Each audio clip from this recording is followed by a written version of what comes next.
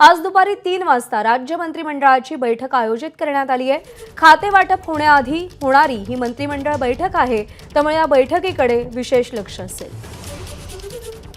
अभिषेक मुठाळ आपले प्रतिनिधी सध्या आपल्या सोबत आहेत। अभिषेक, खाते वाटपाआधी होणारी ही मंत्रिमंडळ बैठक आहे, बैठकीमध्ये कोणकोणत्या विषयांवर चर्चा, काय काय निर्णय अपेक्षित?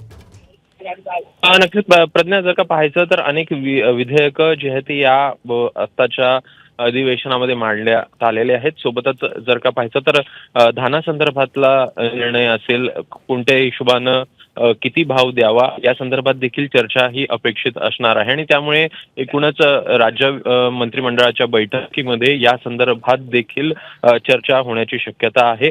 एकूणच विदर्भातल्या अनेक प्रश्न आहेत, त्या संदर्भातले प्रस्ताव आपल्याला पाहायला मिळू शकतात।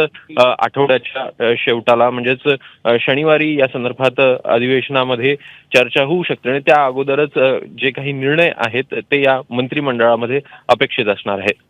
अभिषेक, धन्यवाद दिलेल्या माहितीसाठी। एबीपी माझा, उघडा डोळे बघा नीट।